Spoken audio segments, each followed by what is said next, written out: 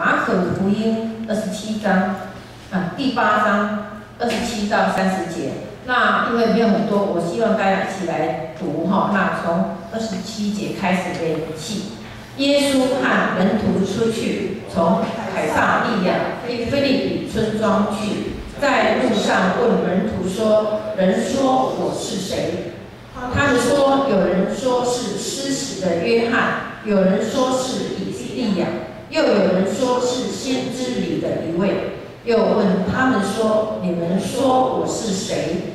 彼得回答说：“你是基督。”耶稣就禁戒他们，不要告诉人。我们今天黄之梅牧师要传讲的信息，讲到题目是耶稣是谁。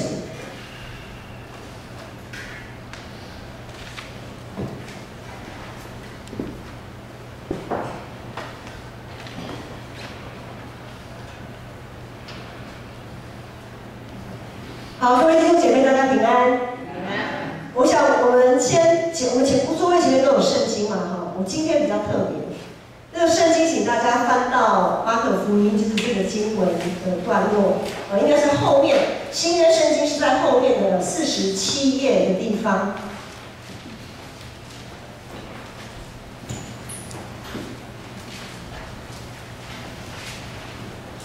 马可福音8章27到30节，就是后面新约福音在第47页的地方。我们先把圣经翻好，然后摆在那里，好，就摆在你的脚上，这样。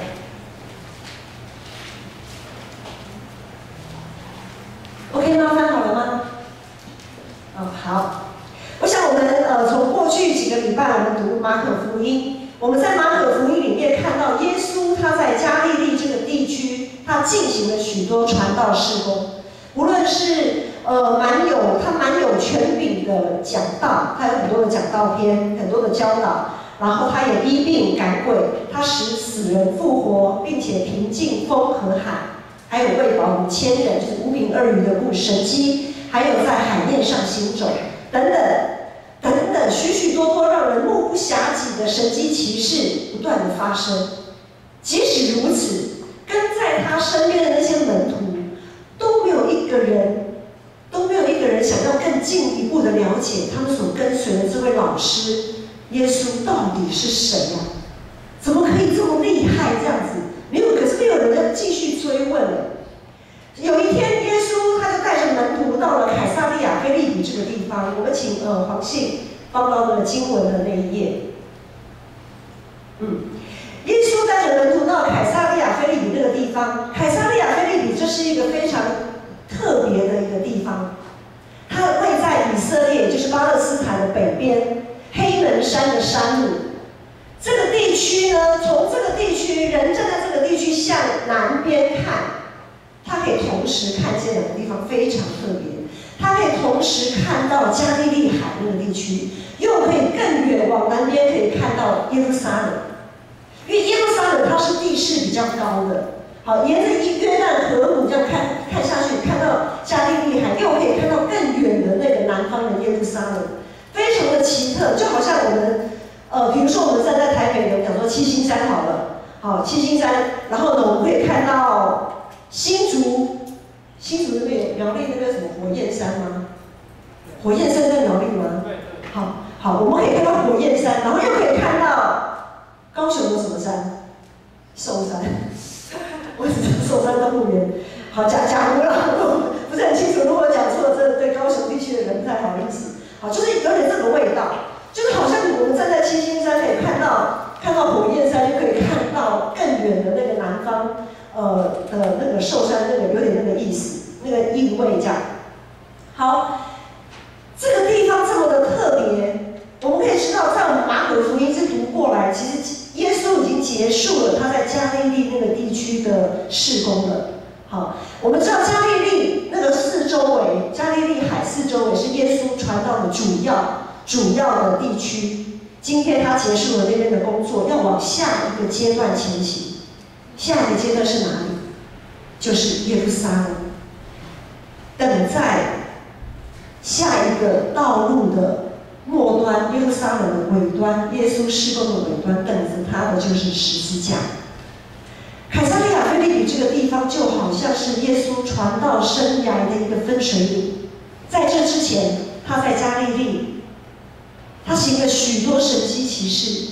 在耶稣给人的印象就是一个非常大有权能的人，但是在此之后呢，在他们在凯撒利亚腓立比之后，他要走向十字架的道路，他必须要先确认这些门徒对他的身份是不是真的有正确的认识。如果没有正确的认识，可能这些门徒很难继续跟他一起往前行，继续跟他同工。因此，耶稣在这里首先向门徒提问说：“别人都说我是谁啊？”然后门徒里面此起彼落的就说：“哎，像我们今天的第28节，这些门徒就说：哦，有人说你是施洗约翰啊，有人说你是以利亚，还有人说你是先知中的一位。”对当时的犹太人而言，他们所能理解的，不论是施洗约翰还是以利亚，他们都认为是一位先知。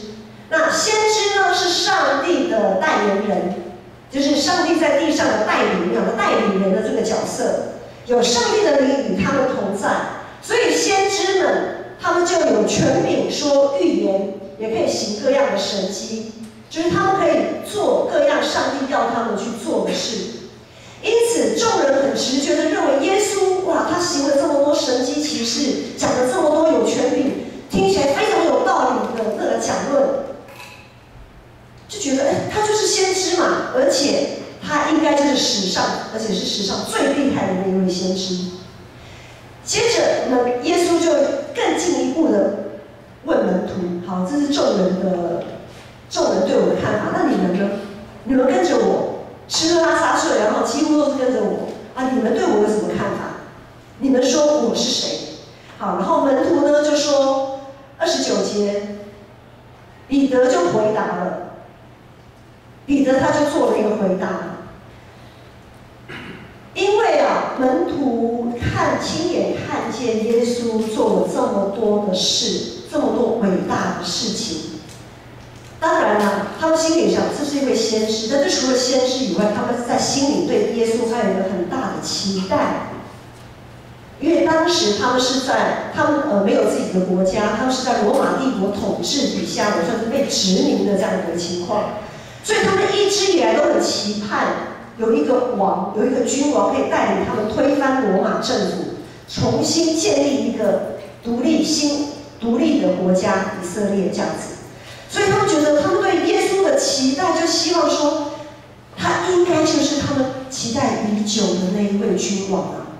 所以彼得就是门徒的代表，然后就会回答耶稣说：“你是基督。”基督，弥赛亚，它是一个称号，它是一个头衔。好，它是一个头衔，就好像我们讲说法老，埃及王，法老就是埃及王的意思。法老本身就是王的称号，这样子。好，基督弥赛亚，他是一个头衔，是一个王者的称号。耶稣是万王之王，万主之主。彼得的回答对不对？彼得的回答非常正确耶，正中红心耶。耶稣的门徒对耶稣的认识与期待，当然来自于耶稣他所行的一切。我们周遭的人其实也是按着我们所行所成就的。会对我们有所期待。比如说，当我们学校的课业还不错的时候，像最近要申请奖学金，对不对？如果你的成绩一直以来都是优，全部都是优，而且是我们讲说，A++好了，哇，你身边的人可能期待你考个建中吧，考个北一女吧，或者考个台大，考个医学院，没有第一志愿不读，大家都是。然后呢，周围人对你的期待呢，然后也影响到你，也对自己好像应该要这样子去做。对于社会工作者呢，上班的，如果说你们对自己的工作非常的有成就，可能呢，你四周围也会有一种声音，一种气氛，这种氛围要鼓动你换工作啦，跳槽啦，或者是自己出来当老板等等的。就是会有一种气氛，不断鼓动你，期待你能够往更高的境界去发展。众人在有意无意当中啊，会把你的未来圈在他们的期待里。很多时候，我们的未来是被别人的期待圈着的，是在别人的眼光、期待的眼光底下。使徒保罗曾说：“若没有圣灵的感动，也不会有人承认耶稣基督是主。”没错，当我们透过信仰群体的见证来受洗，当我们愿意回应圣灵的感动，成为耶稣的门徒，我们也有属于自己对耶稣的期待，对这个信仰的期待。我们也期待啊，我今天受洗成为基督徒了，这个我有我的期待啊，对这个信仰、对上帝的期待。我们对于耶稣是基督，对于耶稣是得胜君王这件事情，到底有什么样的期待？在四福音书里，我们从耶稣这个人的身上看见他神性的展现，我们理所当然要依靠他、敬拜他。而我们似乎也期待耶稣他能够理所当然的带我们脱离这世上所有的困难、各种的苦难，我们都希望耶稣能够帮我们解决掉，因为他凡事都能做啊。我想到讲到这里，相信大家都不反对彼得他的信仰告白。我们可能都没有人反对说，耶稣是基督，没错啊，这个答案大家都可以认同。因为在我们受洗的时候，在跟随耶稣的过程当中，也似乎常常抱持着这样子的看法。但是问题来了，我们会发现，彼得啊，就是门徒的代表，我跟你讲说，所有的门徒啊，这些門徒的回答虽然是正中紅心，完全正確，耶穌是基督，但是彼得根本不知道他在说什麼，他們根本就不知道基督這個頭銜所代表的意涵與實質到底是什麼。耶穌和門徒們在基督這個頭銜上視角的差異，我們可以從這段經文的前後脈絡可以看出一個大概。所以剛才牧師要我們翻這個聖經哈，我們可以看到這一段經文的前面一個脈絡是在講耶穌醫治一位伯賽大的盲人，對不對？然後這段經文的後面一個段落，耶穌就預言了他要受難。好，我們從前段第8章的22節到26節，耶穌醫治伯賽大的盲人的這個神蹟故事呢，我們會發現這個醫治很特別。在福音書的記載裡，這是一個唯一一次需要2段式的治療才能把這個病人治好的。一向以來，我們對耶穌的印象就是他一按手，或者他一摸，或者他只是說了口，他也隔空醫病的，一次就到位了，馬上就醫好。可是這次沒有耶穌第一次按手在這個盲人的眼睛上，他只恢復了一半的視力，他可以看得見。但是看不清楚。當耶穌在第2次的按手的時候，他才可以看得清楚。耶穌第2次的按手，讓人不只能看見，還可以看得清楚這事件的本質。我們從一出生就受這個世界文化的熏陶，自然會用世界的價值觀來思考。即便我們一出生就是基督徒，我們也很難避免這樣子的影響。舉個例子來說，比如我們教會，我們常會有對外奉獻這個事情。在對外奉獻的時候，最常會聽到的一句話就是自己都不夠用了，或者是修繕基金也好，建堂基金也好，好像那個存款、那個口袋的深度都還不夠深。在這樣的情況下，我們還需要對外奉獻嗎？當然啦，我們先想到自己的需要，並且在相應的部分，我們做奉獻，是盡了我們做一個基督徒該盡的責任，沒有錯。但是，我們的內心好像又有所保留，在對外奉獻的時候有所保留，會思考很多，會想很多，好像不那麼相信耶穌基督是我們的王啊。以至於我們往往有的時候還是會只先看到自己的需用，而不会先看上帝的国、上帝的义的需要，不是先求他的国与他的义。也因此，我们往往只想到我们口袋里只剩一块饼，却忘记了上帝是行5饼2鱼喂饱5000人的神迹的主。他不只喂饱5000人，还有剩，对不对？还有剩。我们有的时候就像那位盲人，或者是耶稣跟随耶稣的一些门徒，当耶稣第一次为我们按手触摸我们的时候，我们或许可以看见耶稣的呼召，我们或许可以看见人的需要，但是我们却不一定有那样子的信心可以回应圣灵的感动。我们不一定有信心会照这样子去做。所以很多时候耶稣会说，像我们这样子的人就被耶稣称作是小信的人，信心很小。耶稣用这个医治来预告门徒对自己的认知是这样子的肤浅。然后紧接着呢，彼得就做了信仰告白，对不对？在彼得的信仰告白说耶稣是基督的信仰告白之后，然后耶稣就预言自己的受难。耶稣要对门徒在这个事情上面做第2次的触摸，第2次的按手，他要进一步说明基督真正的使命跟本质到底是什么，就是后面耶稣预言自己即将受难，就是在这段经文的后面那一段，紧接着这一段经文在8章31节之后到9章1节，基督他在得荣耀之前，必须先有十字架，必须先面对十字架。基督竟然要受苦彼得他完全无法接受。我们在后段的经文就可以发现，彼得根本完全无法接受耶稣竟然要受苦受难这件事情。彼得的宣告马上就被耶稣打脸了。跟随耶稣的道路，在前面首先等着的不是得胜，不是荣耀，而是十字架。这段彼得宣认耶稣是基督的经文夹在耶稣医治盲人跟耶稣预言受难的这2段经文的中间。耶稣是基督的这个身份与使命开始在门徒心中出现一个很大的十字路口。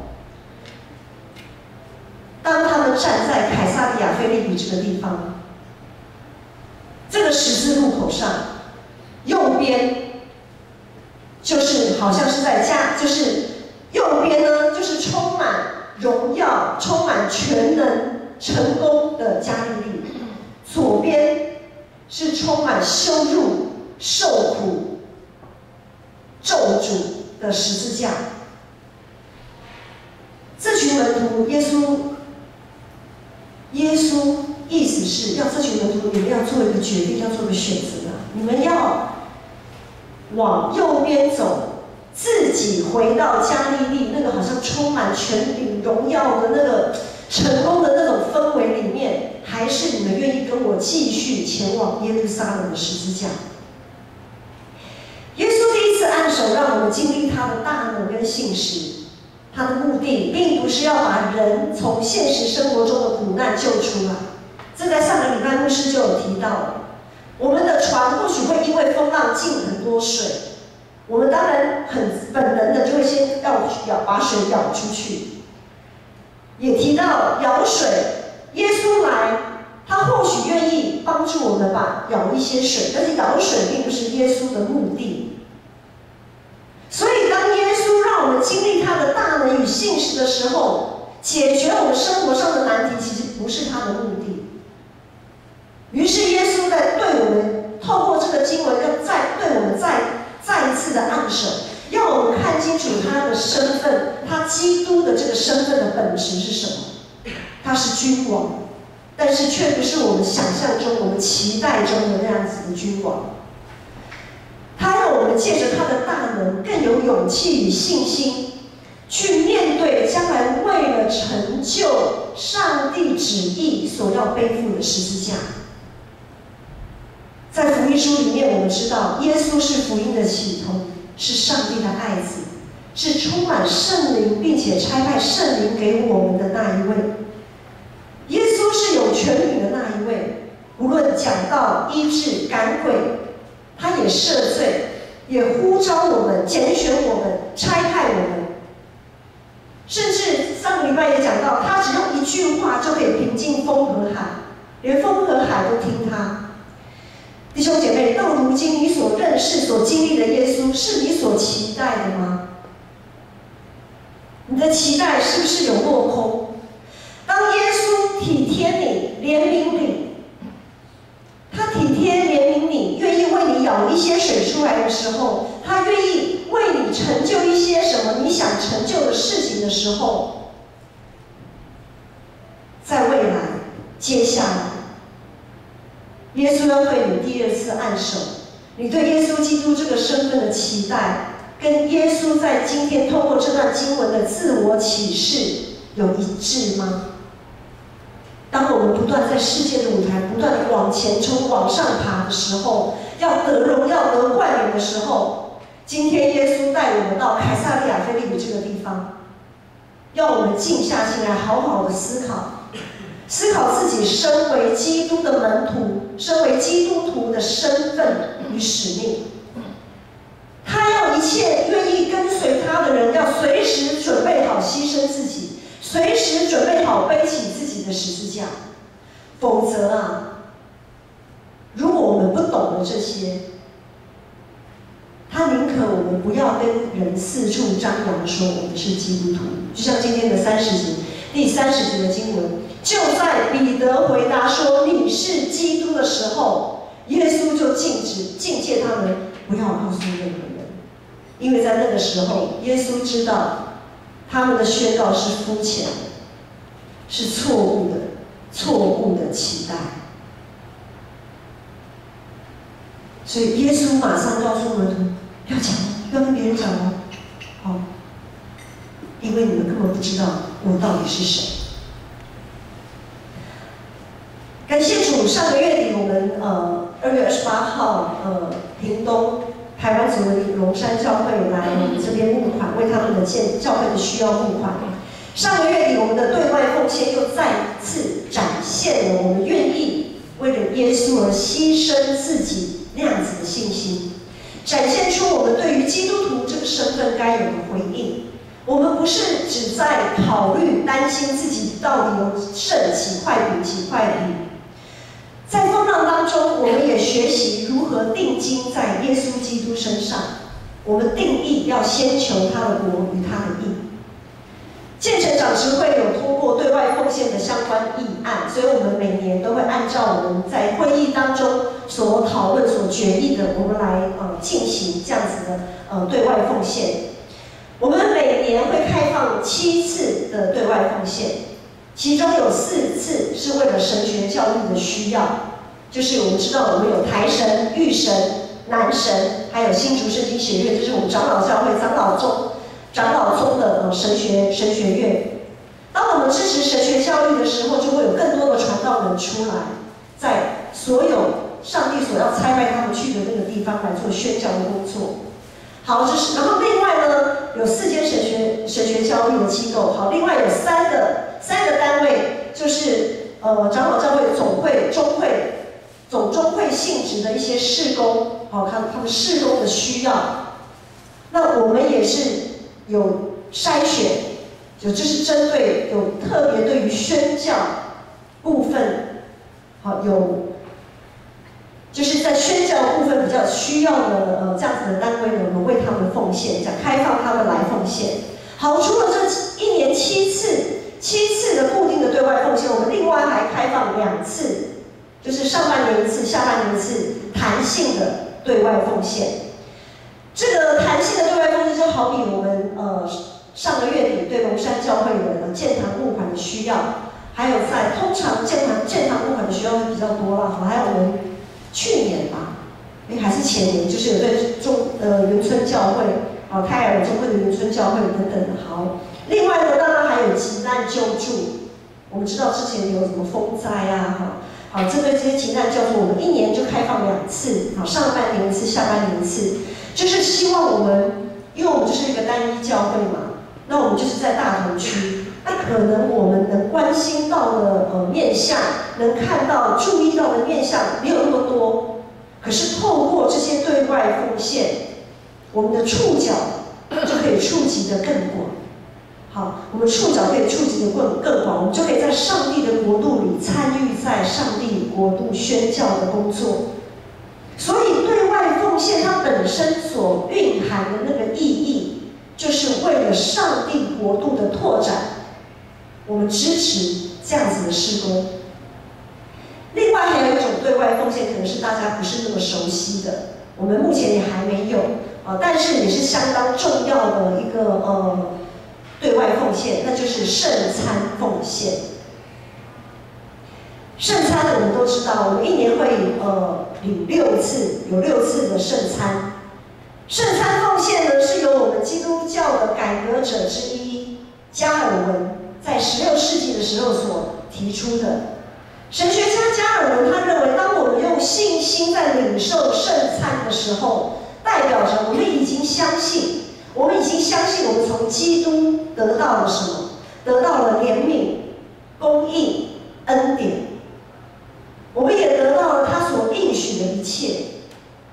所以当我们领圣餐的时候，我们就必须要效法基督舍己爱人的精神，舍己爱人的那个实质，将原本属于自己的一部分，透过借着基督的爱分享出去，用实际的行动分享出去。那圣餐奉献的做法是什么呢？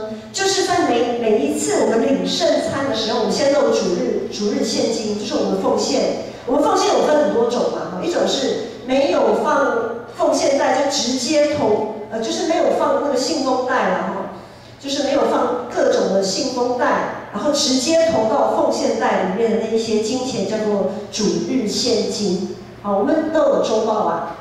我们把周报打开一下，周报的内页。我们以上个礼拜，周报的内页有本周跟上周的聚会报告。好，我们看第一行跟第二行。第一行、第二行有上周聚会，台语堂就是94人，台语堂的现金是7060元，然后华语堂是39人，现金是2500元。所以呢，在上个礼拜我们的主日现金是9560元。好，如果上个礼拜我们有领圣餐，如果我们有做圣餐奉献，也就是说，我们就把上个礼拜的圣餐的主日领圣餐的那个主日现金9560元，我们捐赠给谁？在加尔文的概念里面，就是把这个圣餐奉献捐赠给在我们这个社区，我们教会所做过的这个社区有需要的，可能是若有社福机构，可能是孤儿院、养老院，或者是一些低收入家庭，弱势家庭。因为有一些弱势家庭或许有的时候是，其实我们的社会福利针对一些低收入户或什么，或许他们有一些办法。这个当然我们还要在长执会再研议因为牧师也还没有在长执会提出来。他们有一些，的确他们会有一些，但是他们有一些条件。但是我们知道有一些低收入户，他可能刚好卡在这个条件。就是他可能刚好快要到这个条件，但是还不符合这个条件，以至于他的生活非常的辛苦。好，所以我们未来或许可以针对我们社区里面有这样子需要的，不管是个人的或者是家庭，或者是单位，我们在讲执会的时候，牧师盼望我们可以演绎出一个很切实可行的一个方案。希望有朝一日我们建成也可以实践加尔文在宗教改革的时候对上帝教会的期盼。我们在耶稣基督里领受权柄、能力跟丰富，不是为了展现自己的成就跟荣耀，而是能更有信心跟随耶稣走向十字架。我们在耶稣基督里调整我们的生命状态，也不是为了要自得其乐、自我感觉良好，不是为了这个，而是要更积极的摆脱那自扫门前雪的这样的心态，把耶稣基督的爱，把耶稣基督的平安主动的分给世人，让基督的国度可以在地如在天。耶稣是谁？耶稣是基督，是天上地下的君王。因此，我们不该再像彼得做那样子有口无心的宣认。或许在我们初信的时候，我们刚开始受洗没多久的时候，我们无可避免会有这样子的期待跟想象。但当我们生命一直往前进、渐渐成长的过程当中，我们总要对耶稣有更进一步、更深的认识。当我们躲在上帝翅膀的羽翼下被保护、被遮盖的时候，我们也不能只求自己的丰盛与荣耀。我们不能将那些虚有其表、生不带来、死不带去的荣耀归给上帝。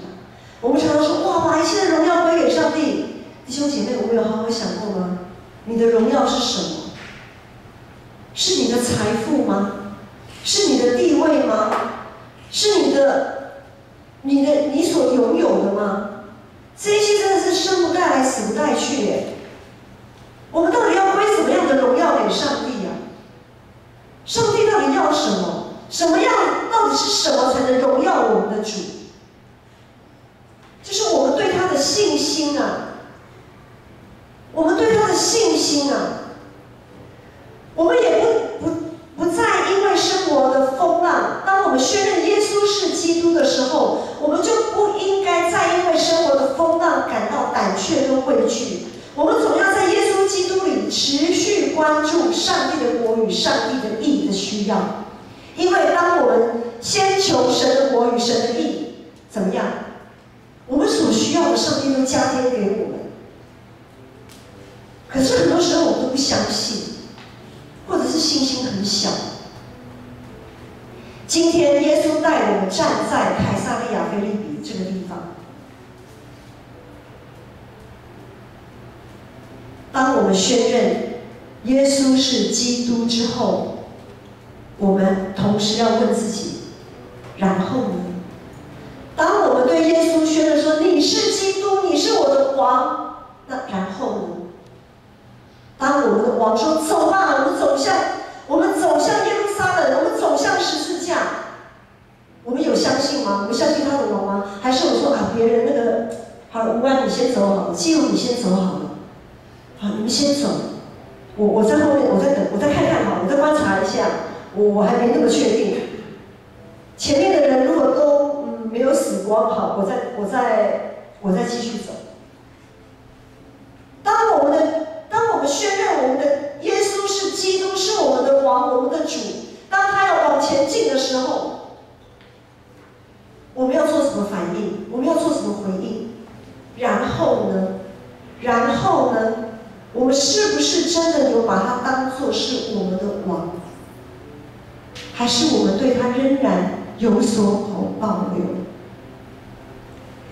求主帮助我们有勇气和信心，能够站在凯撒利亚腓立比这个地方，选择继续跟随耶稣基督我们的王，继续跟随他走向耶路撒冷的十字架。求主帮助我们能正确的回应耶稣基督，无愧于我们身为基督徒的这个身份。耶稣对我们的爱真是毫无保留。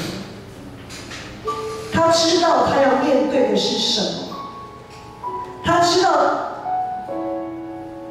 当他要走向十字架的时候，他面对的是什么。或许我们是傻傻的，叫懵蛋，有一句台语叫懵蛋，不知道的时候就傻傻的嘛，不知道会发生什么，好好跟着走再说。可是耶稣他知道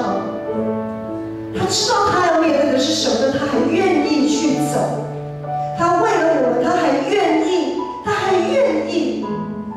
他没有回头看他在加利利那些被众人拥戴的荣耀，他愿意为了我们走向耶路撒冷的十字架。弟兄姐妹，我们一起起立来用这首诗歌来回应我们的主。当我们定睛看耶稣的十架的时候，我们会有勇气，我们会有信心。基督的爱，是耶稣基督的全能。主耶稣，我感谢你，你的身体为我而生，带我出黑暗，进入光明国度，使我再次能看见。主耶稣，我感谢你，你的宝血为我而流，宝贵是加上一直恩典永留，使我完全的自由。宝贵是加你那能赐我生命，主耶稣，我匍匐敬拜你。宝贵是加你救恩，是你所立的约，你的爱永远不会改变。